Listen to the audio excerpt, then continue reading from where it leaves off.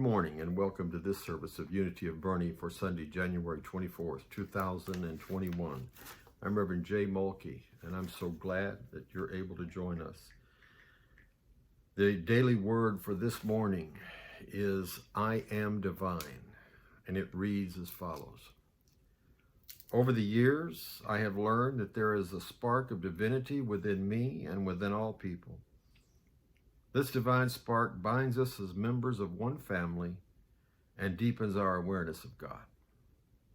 Today, my understanding of my divinity expands. My divine nature is so much more than a spark. It is my essence, who I truly am. I realize I don't have to rely on anything outside myself for love, comfort, and guidance. Everything I could ever need from God is already mine and is expressing as me right now. My realization of oneness extends to all people, whom I now see as fellow divine beings. Freed from all illusion of separation, I am aware of the divine presence everywhere, expressing through everyone. We are divine.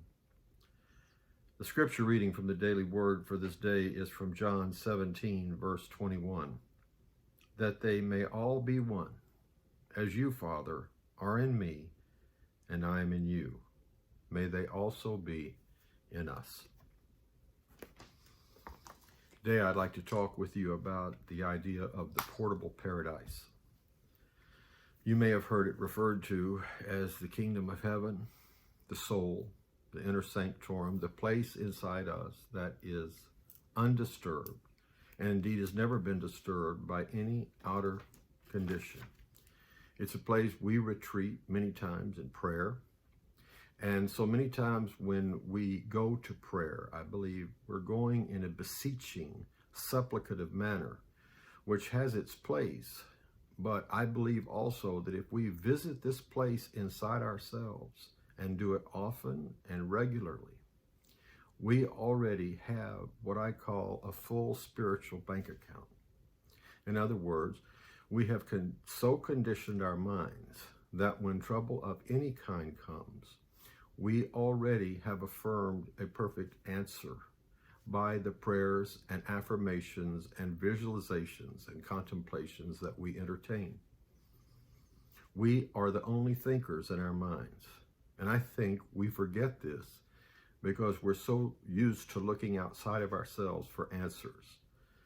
I believe the best ministry that anyone can do is to point someone back in the direction of themselves, to encourage them to look inside their own hearts and minds for the answer.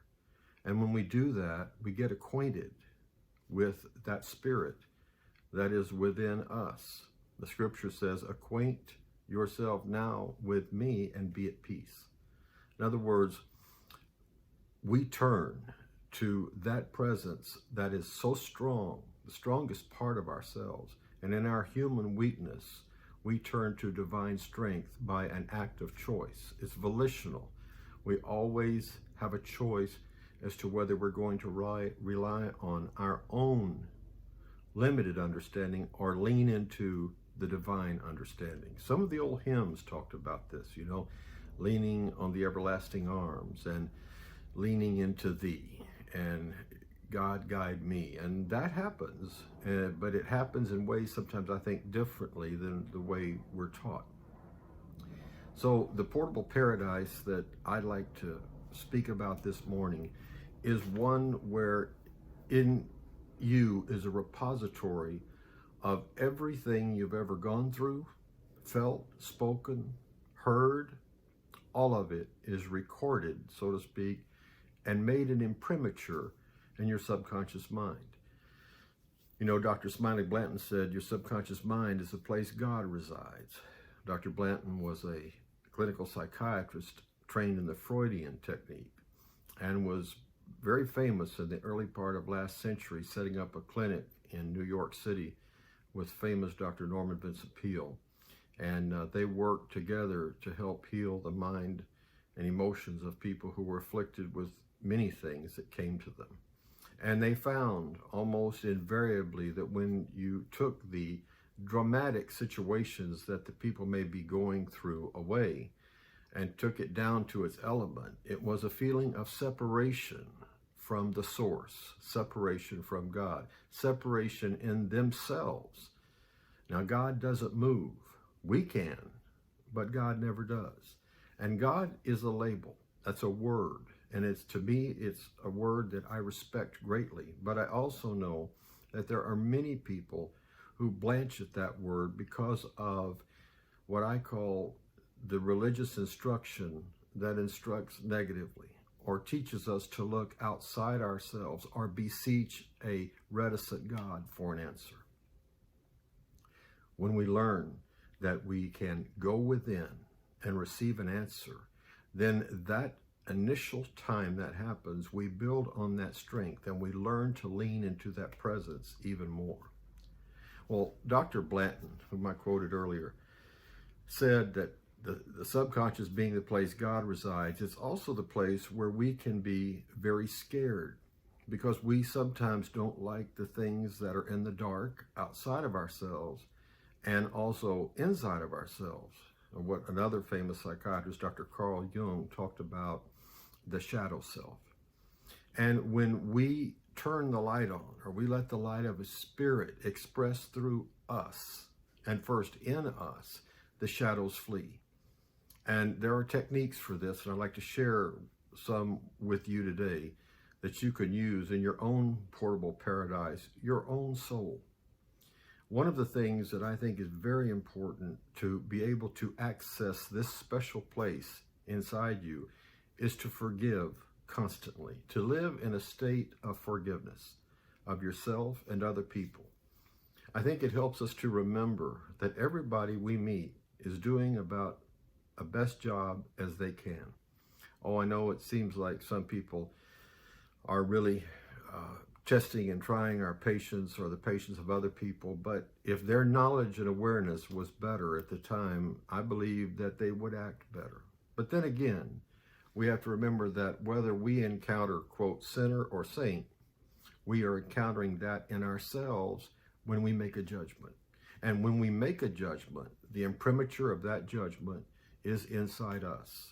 And then when we find a similar situation that may have occurred to, later from this last one, that is imprinted in the same area until we go on, and then we get what's called a complex about it. Well, you see, I believe the light heals. Love heals.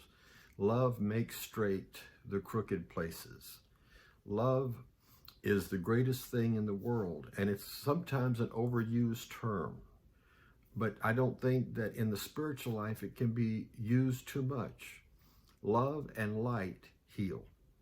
And the healing begins with us. When we're healed, we tend to see a world that is healed. There's been a governmental divide for the last 4 or 5 years.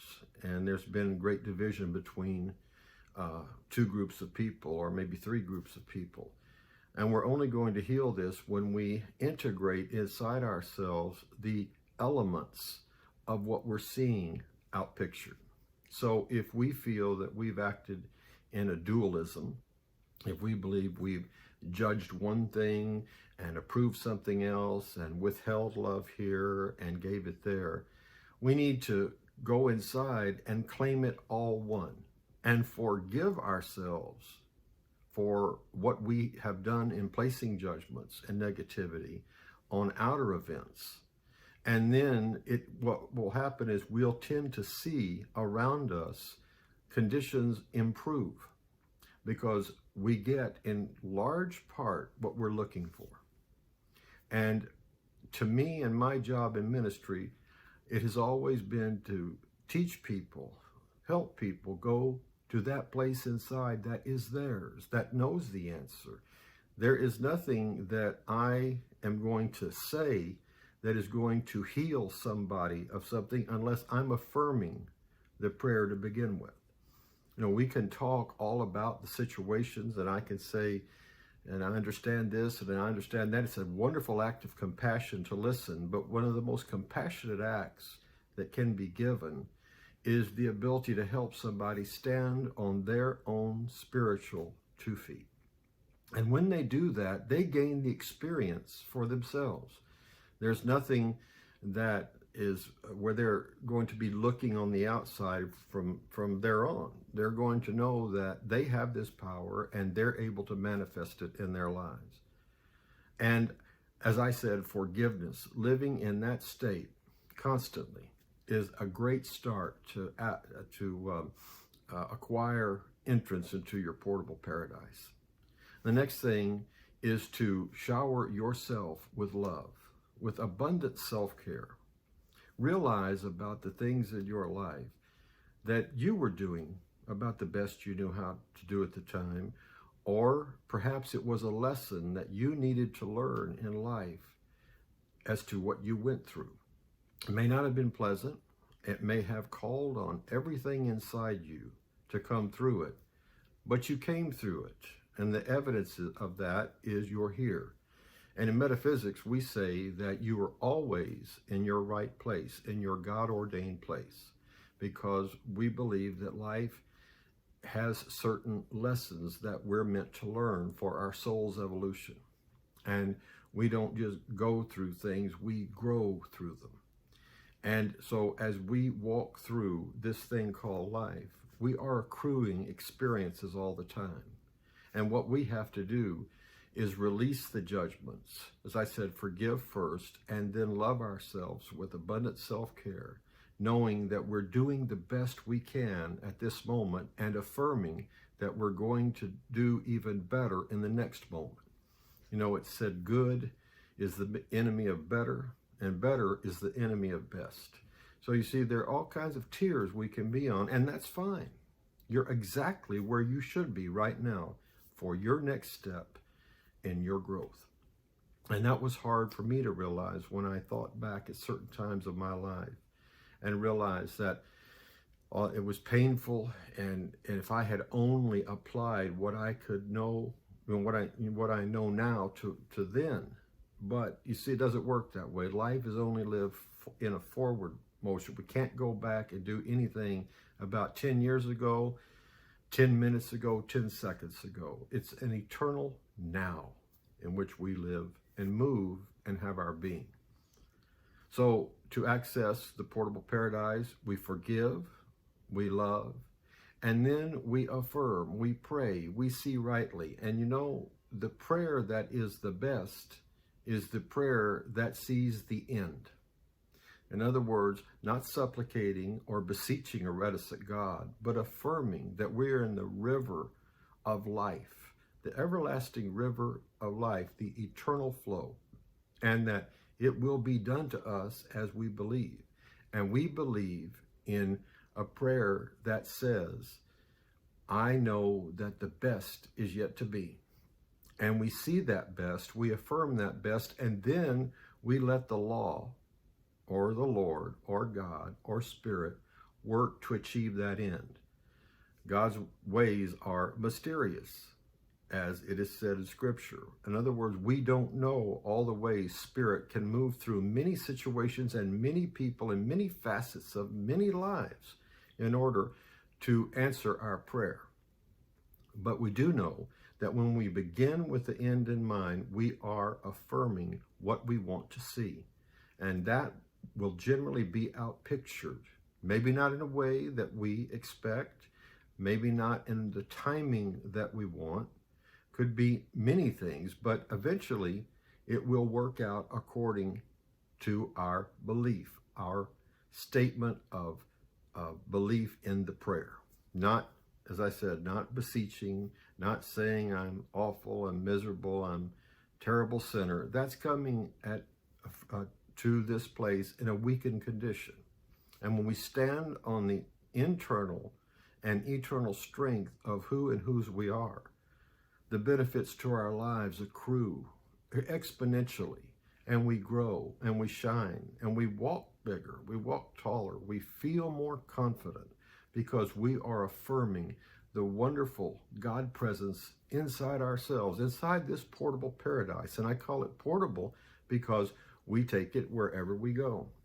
It's with us, whether we're in church or at home or the store or out in the country. Some people feel that they can approach this presence more so in a church, some in nature, some in a combination of the two. But I think the next point that I'd like to make about this is the area in which you pray or you enter an attitude of worship. And many times that is in a church, and it is in nature. It may be contemplating a beautiful piece of art or a vision that you have of a better life. Whatever it may be, saturate yourself with that. You know, Neville Goddard, the great science of mind teacher, said feeling is the secret. So whatever makes you feel strong and empowered or brings forth those wonderful emotions of compassion, understanding, and forgiveness, these are the things that we need to seek. In other words, we need to go to that place physically, if that's what it takes for us, to get in an attitude of gratitude, an attitude that knows that expectant prayer, a prayer that affirms its own end, is the prayer that gets results. Because as I say, if we doubt what we're saying, if we're reticent and hesitant, then we send off weak signals into the universe. But when we say a definite, for instance, I am, let's say that you're going through a challenge right now that you would like to see, end. And what you say is, I am strong right now. I believe the best right now. And I know that Spirit is working in me to a positive, purely perfect outcome for me. Doing that, we feel strong. We feel the empowerment. Like I say, feeling is the secret. That's probably the biggest secret of all, because what we feel is manifest in our bodies and in our affairs, the idea we have of ourselves. If we carry a self-image of ourselves as haunted and defeated nobodies, we need to let that go. Christ Jesus said, you are the salt of the earth. You are the light of the world. He had a very, very great opinion about the people that he ministered to. He knew that he was advancing into the office of the Christ in himself. And he called that forth in all the people that were around him. The great teachers do that. Zen teachers do that. The Buddhist tradition has the idea that you are what you think you are, and that if you want to further yourself in this world and understand that peace and serenity is yours, you have to forgive and let go and go within and realize that the power within you that guides you and directs you is yours. It's yours. It doesn't belong to anyone else. So the image we carry of ourselves, if it's less than what God says about us, we need to let it go. And we can do that in love and thanksgiving. This does not have to be a negative situation where we beat ourselves up for things that we've done in the past. That's a very human emotion. We want to go back almost and punish ourselves. And self-punishment never works. Guilt is not a way that works. In fact, many times guilt gives us permission to go forth and do something again, because we feel like if we've paid enough of an emotional price for a while, then we're cleared to go back and do it again. But if we turn the light of Spirit on inside ourselves, or rather I should say, let it shine from within us, then we know that we have learned, and it's healed, and it's forgiven. And we let ourselves off the hook, so to speak. And then when we do that, we're able to let others off the hook. Have you ever noticed in someone who is joyful, full of happiness, very positive, they have very little time to talk negatively about other people? They don't generally engage in destructive conversation. They're not people who are manipulative or try to force somebody to accept things in their way. It's been said that security is calm and quiet, and insecurity is loud and shouts. And that's true, because it seems like the louder we shout, we feel like we'll be right if we say it loudly enough. Anger, as I've said before, is really a way of saying, if only you weren't acting the way you are right now, I wouldn't have to be so upset. You see, people have the right to choose how they're going to walk through life. And sometimes they're going to make mistakes as well. And the problem comes in when we say, well, I would never make such a mistake. You see, we put ourselves up in the judgment level. And in Matthew chapter 7, verse 1, Jesus says, judge not that you be not judged, for with what judgment you mete out, it will be returned to you. I think that is something so important in our spirituality that we forget sometimes, that it's done to us as we do. As you sow, so shall you reap.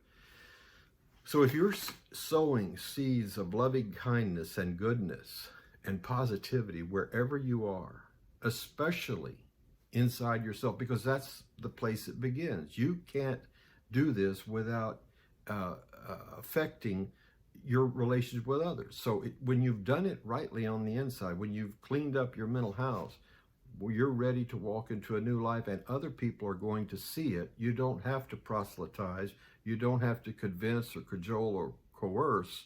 They see your example and they say, gee, I'd like to have what he or she has. I'm impressed by the difference that this person has in their own life right now. And really, that's what I'd like to talk about in this final point. You know, we are examples one to another. We're also mirrors of each other.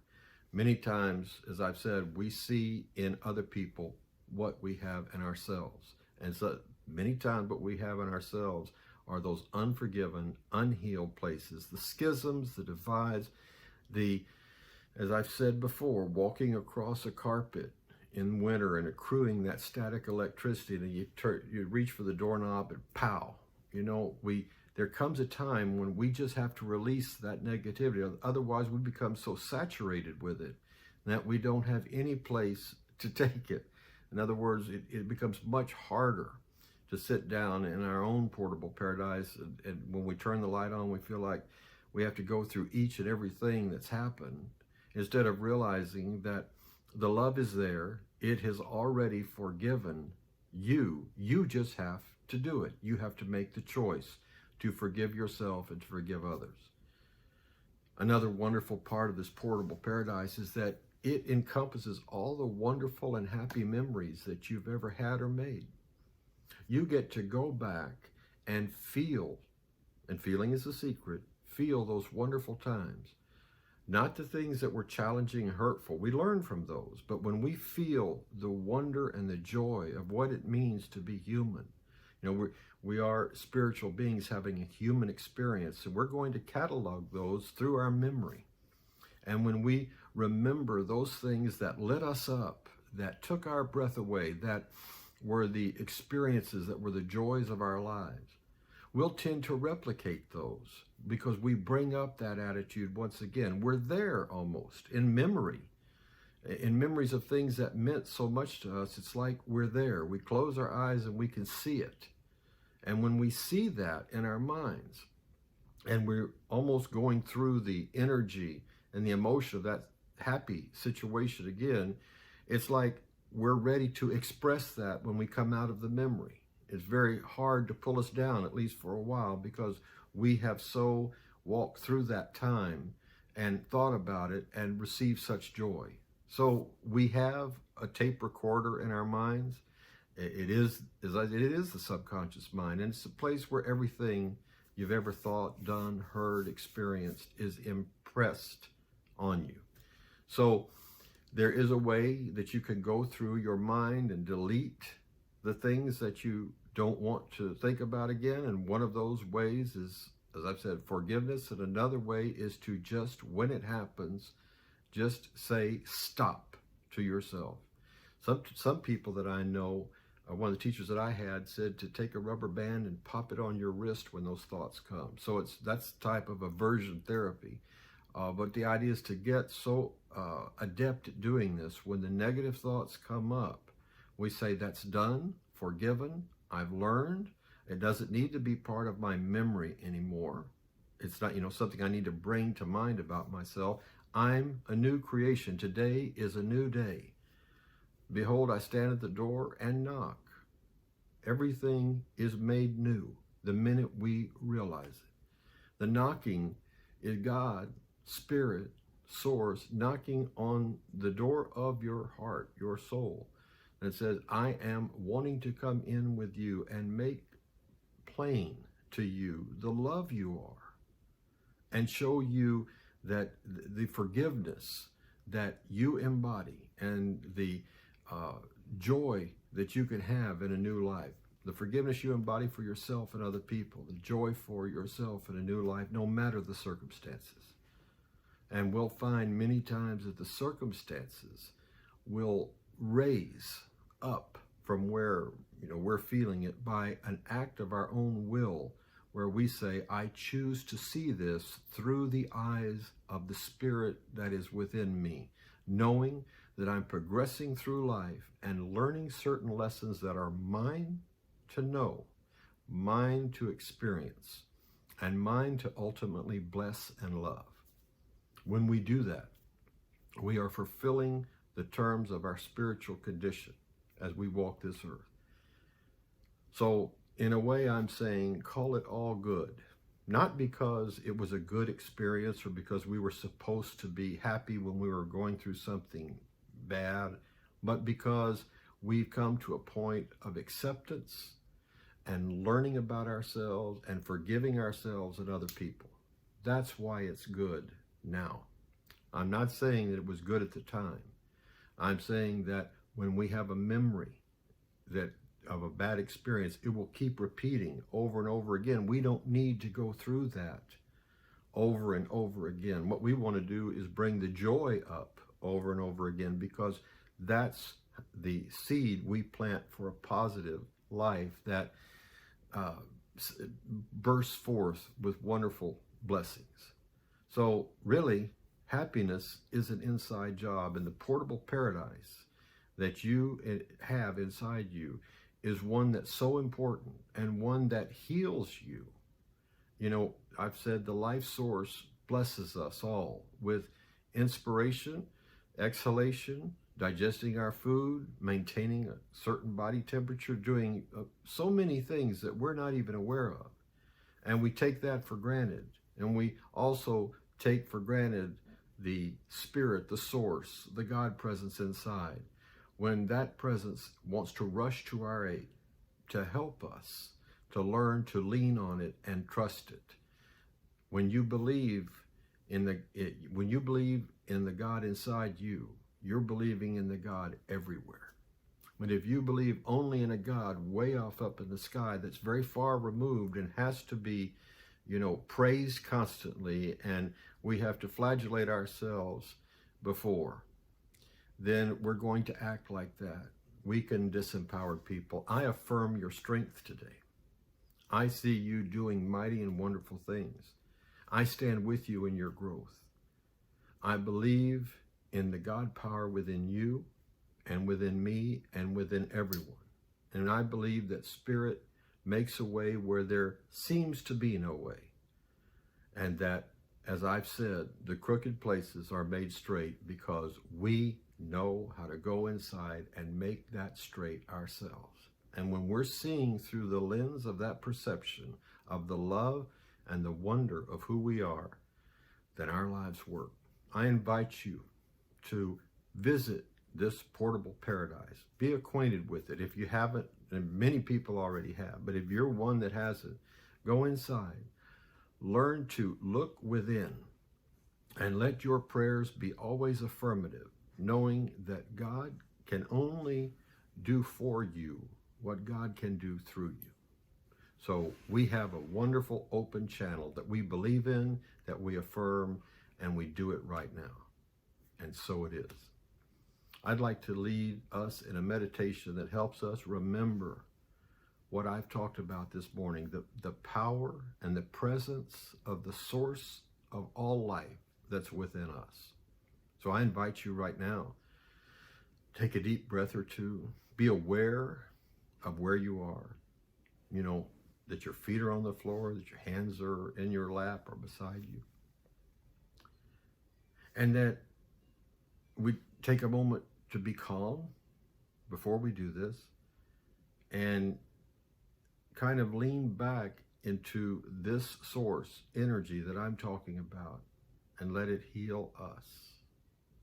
You know, we see a warmth right now. We feel a warmth. We see a light that starts at the very top of our head and comes down, healing our mind and our emotions, and flowing through us, down through our neck and shoulders.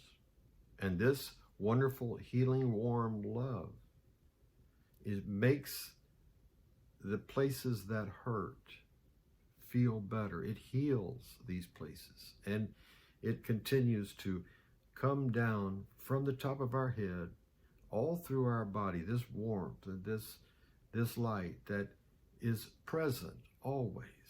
We are affirming its presence right now. And this love and light that we affirm from the source of all creation mixes with the one that is inside us right now, and we are in agreement for healing, for health, for wholeness. And so as we're aware of this warmth moving through our midsection and down through our arms to our fingers, we feel lighter, we feel more invigorated, we feel less pain.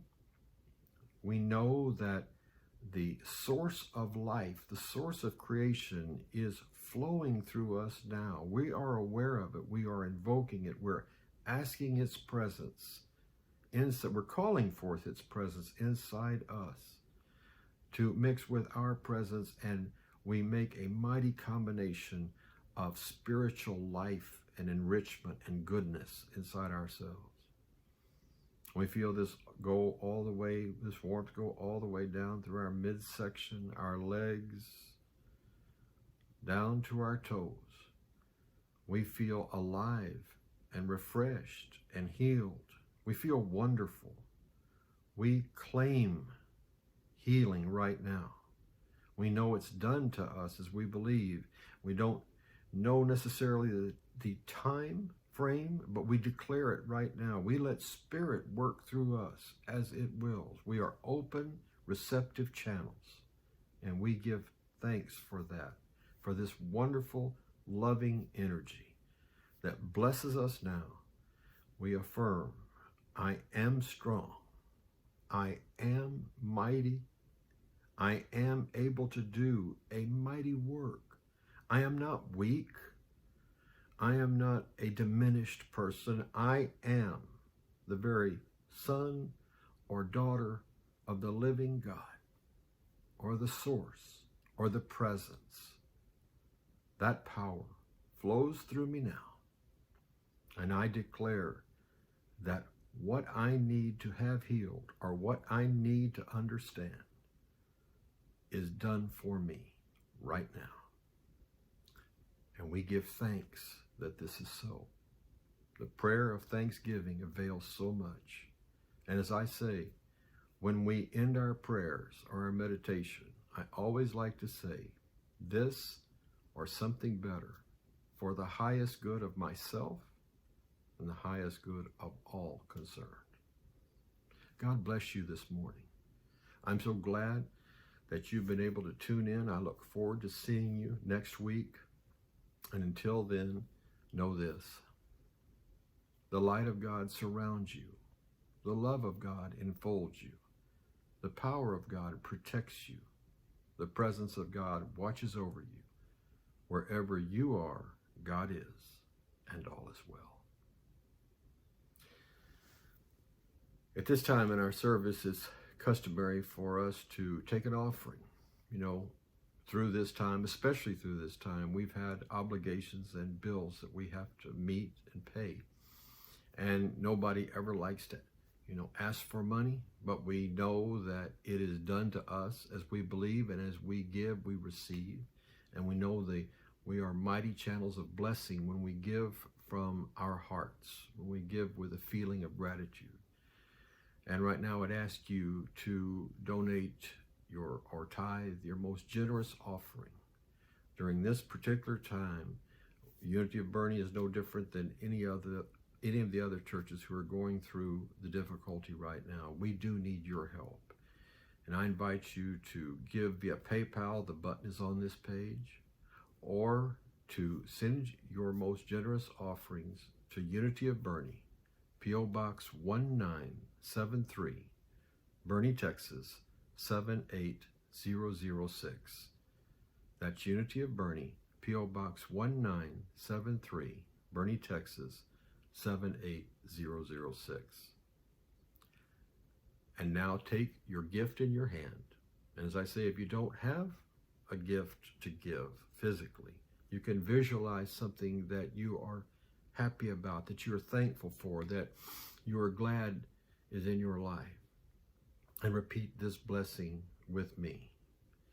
Divine love, through me, blesses and multiplies all that I am, all that I have, all that I give, and all that I receive, and I send it forth with my blessings and my love. Remembering, we receive as we give, and it is done to us as we believe. Thank you. Thank you for joining me today. As I say, I look forward to seeing you. And until next time, may God richly bless you.